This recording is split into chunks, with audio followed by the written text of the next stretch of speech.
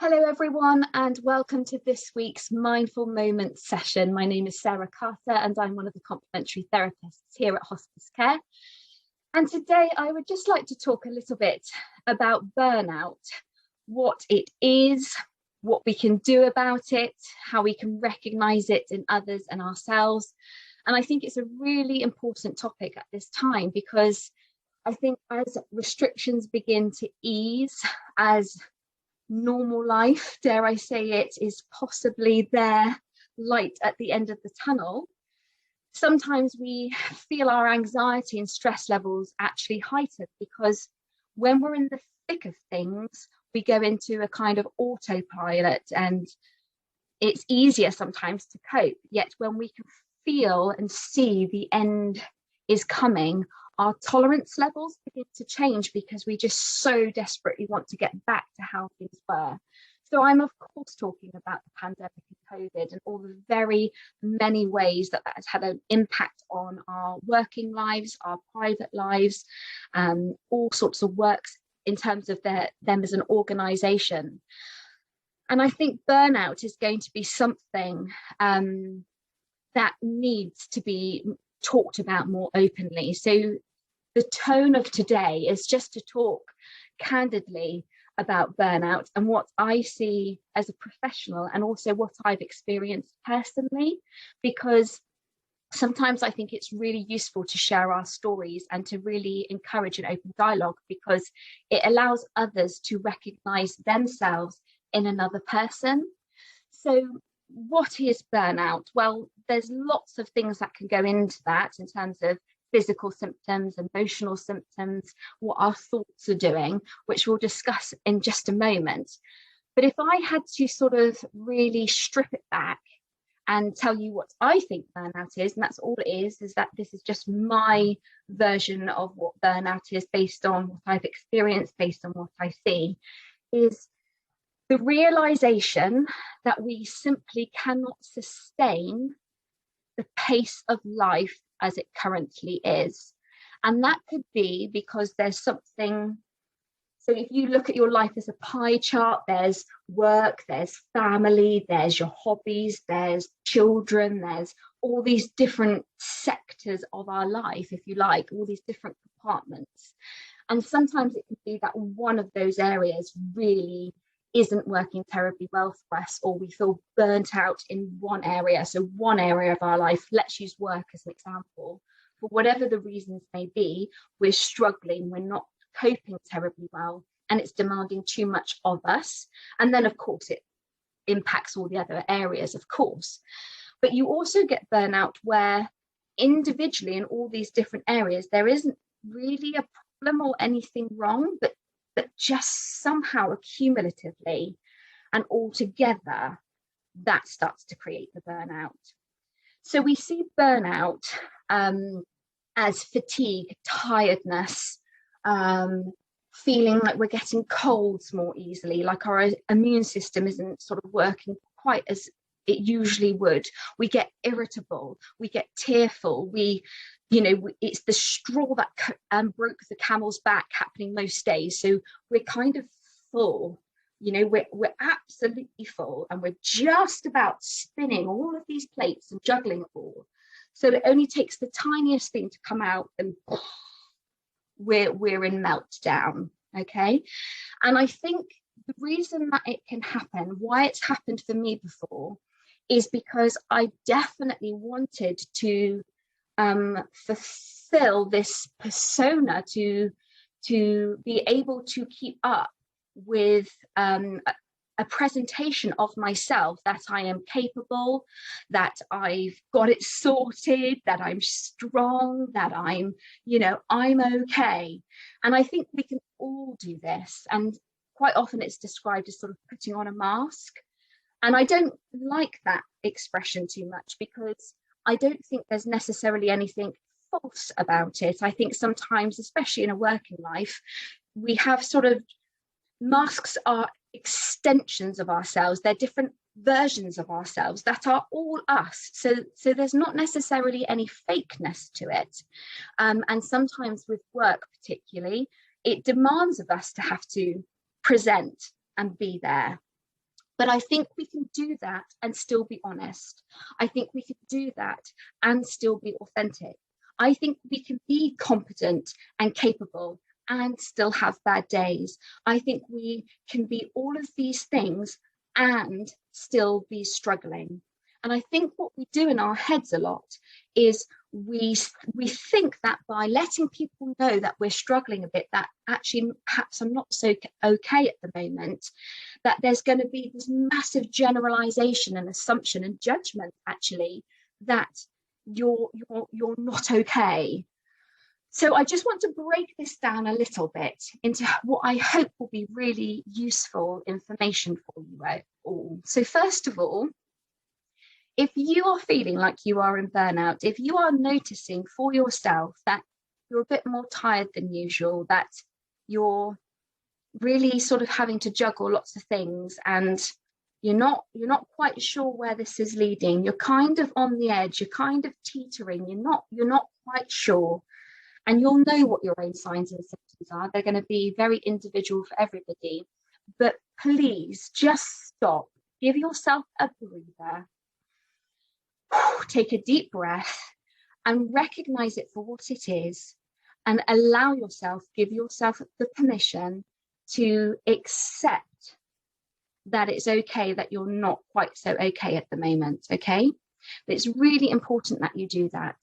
And with any sort of self-care, there is also self-responsibility. And what I mean by that is we have to also accept, which can be difficult sometimes, that if we are struggling ourselves, if we are not coping so well, if we are finding things just too much, if our upper limit is going through the ceiling, it is our responsibility to be able to communicate that to the people who need to know, because nobody else is psychic and nobody else is going to know until we start getting honest and okay and normalizing the permission to say that we are on the edge of burnout, that we are, for all our own reasons, within our upper limit of what we're able to sustain. Okay.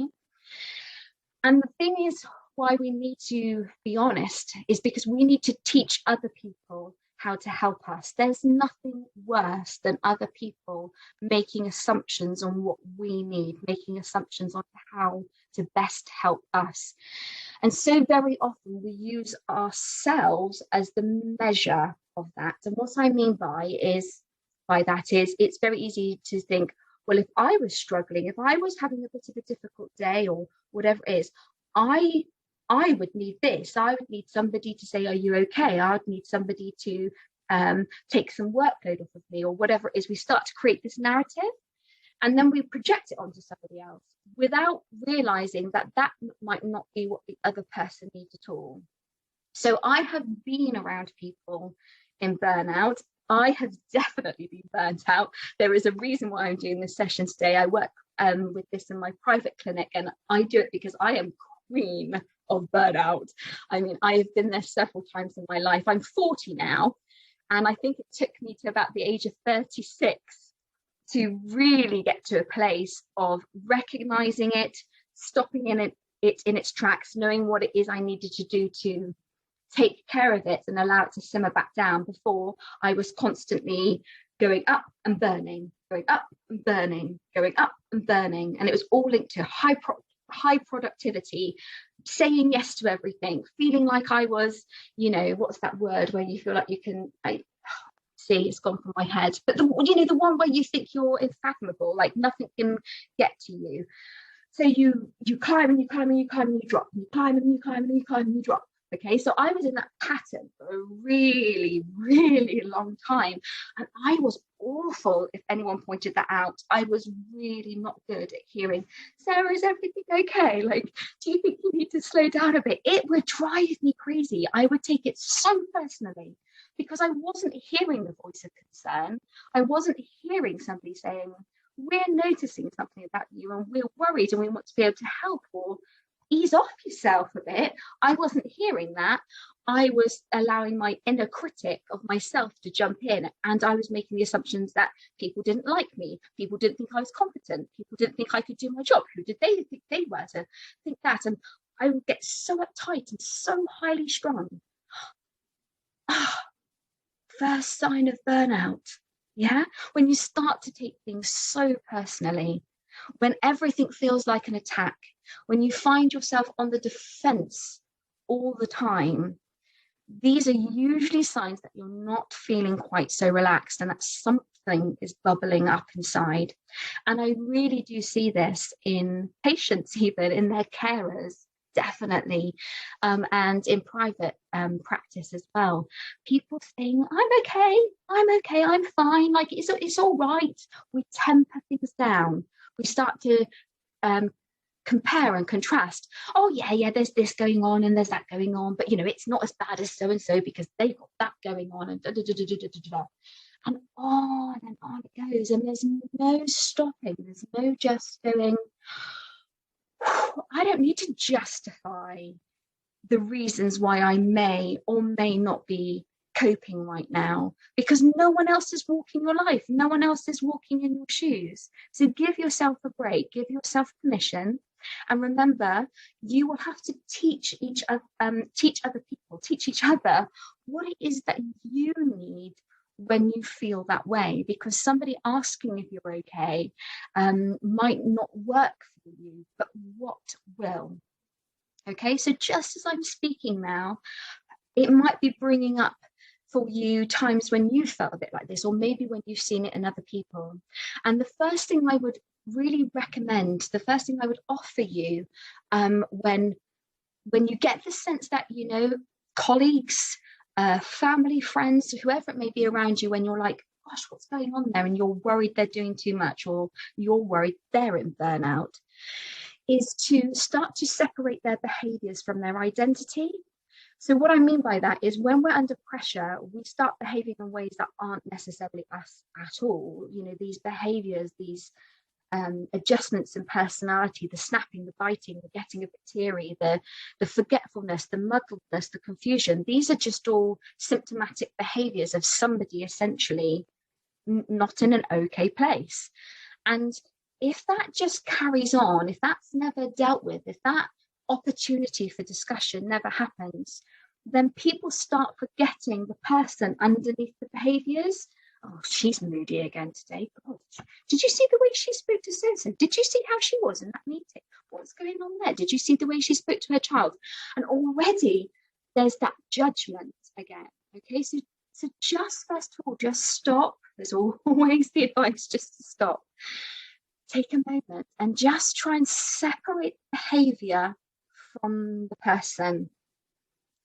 And you can offer them the gift of your own story a little bit. So sometimes when we're trying to help somebody, sometimes when we recognize in other people that burnout is underway, to turn the microscope onto them, to turn the camera onto them, can be very, very, it can shut that person down, because it makes them feel very on the spot.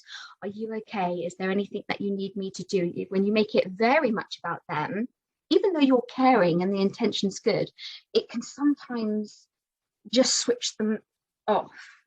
Whereas you could just say, God, I'm really struggling today. Whew, the other day I did this and I just lost, I lost it. Like, the day was going okay. I was just about managing, and then in came my son and he said this one thing and I was like, oh, volcano or something. It's an offering in your own story to allow them to recognize themselves in you, and just to start the conversation that way. That's just one suggestion out of many. And I'm sure that you've been able to be there for somebody, you've been able to open up that conversation, and it would be great to sort of, hear in any kind of feedback from us what you do and what works for you, because I think we could really all learn from each other. And then when it comes to you, when it comes to yourself, it's really, really hard. It's a really hard thing to admit. And I think there's generally two kinds of burnout to start to be aware of within ourselves. The first is possibly a bit more obvious. It's when you're not very happy. It's when you're saying yes when you'd rather be saying no. It's when you feel a slave to all the different roles in your life and your sense of self is just completely lost within that. And that tends to lead to detachment, irritability, getting very stressed, no tolerance for anything, compassion fatigue, tiredness, grumpiness, and it's kind of there for people to see and feel. It's tangible. The other type of burnout, which isn't quite so obvious and is definitely one to keep your eye out for within yourself and others, because I think this is going to be on the rise. I think this is where a lot of people are at the moment, is actually the opposite of feeling a bit invincible. So the people who are really highly productive, the people who are saying yes to everyone, everything, and it's because they're justifying in their head that each individual thing on their own is fine, it's fine, I'm okay actually. This and really tricky, what they're saying yes to and what they're doing actually makes them feel really good. So it's really hard then to recognize that all of that in the mix, all together, with everything going on, there's no way that we can sustain that, because it doesn't leave room when we're like at full capacity. It doesn't leave any room for the unexpected. It doesn't leave any room for that shock piece of news or for that to come up. And then we've got the space to be able to handle it and deal with it. It's where you see this kind of real on the go and then a sudden drop. And that's certainly, I'm happy to admit it, a little bit where I am now. And I can share that with you openly. And I think we should be sharing with each other openly, because it doesn't mean that we're not capable. It doesn't mean that we're not good at our jobs. It doesn't mean that we can't come to work. It doesn't mean that we can't see our friends. So whatever it is that you're telling yourself in your head, or you're actually thinking of other people, that to say I'm in burnout right now means that you have to have this massive long time off of work and everything's going to come crashing down. It's not. It's actually quite the opposite. By saying I'm in burnout, you're saying to somebody, I'm at full capacity, I'm doing okay, I think, but there is not any longevity in this situation. And sometimes thinking about work, to speak to your line managers, to speak to your teams about that, it can be a case of what can we be doing together to pull together to help you or whoever that person might be. And sometimes it's not work, or there isn't anything anyone can do, but it's about how we manage ourselves, and to recognize that even if things are feeling good, to not get onto that conveyor belt, to not subscribe to the idea that we have to be doing something all the time, else would be called human doings and not human beings. We have to allow some downtime. And I think in the face of COVID and everything that's been going on, gosh, I would be so surprised if I heard that there was anyone who's not in some kind of burnout, who's not on some part of that ladder of I'm okay to I'm not okay.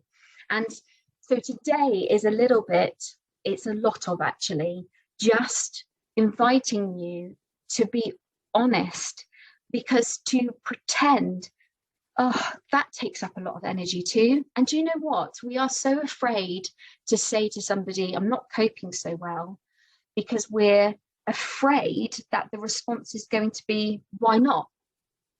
And yet it never is that. It's how can I help you? What can I do? If somebody said that to you, you wouldn't be judging them. I'd hope you wouldn't be judging them. It would be, how can I help? What can I do? So I think we need to not be second guessing how people will respond. I think we need to be giving people the opportunity to respond. And I think we need to be brave and start these conversations, because it isn't going to be just me, and it isn't going to be just you. If you're hearing this and it's resonating, it's going to be the majority of us. And so the best place to start is with saying it, admitting it. And I promise the journey to recover and to come back from that is not as scary as you think it is. It relieves so much pressure, actually, just to be honest. Okay, so that's the message of today. And one thing you can do, just as a little tip as well, if this is sort of, going on for you, or if somebody is talking to you about the fact that they're in burnout, a very simple, practical thing is to make the 2-column list. So on a piece of paper, you divide it in half, and you have an essentials list, and you have a icing on the cake list. So the essentials, as suggests, is you make a list just day by day, even morning to afternoon, depending on where you're at. But it's the essentials. What do you have to do in that day? Not what you'd like to do, not what you think you should be doing, not what others are telling you that you should be doing. What do you have to do? And when you are in burnout, the only thing you have to attend to is the essentials. Everything else can wait. Okay, because you need to restore your energy levels. You need to give yourself some self-care, and it is okay to do that, and it's okay for you to provide that for somebody else as well. So the essentials, and then the icing on the cake is all the other stuff that we think is essential, but actually when we really break it down and look at it, it's not. And when you're in burnout, that's the stuff that needs to get shelved, not forever, just for now, to give you some breathing space. So that was today's session. I hope you find it useful. I'll be delighted to hear any feedback. If anyone wants to open up that conversation, then give us an email here at Supportive Care. I wish you a very happy hump day in the sunshine or the rain, or the sunshine and the rain and the rainbows, maybe. Okay, so have a good rest of your day, and I shall speak to you soon. Bye.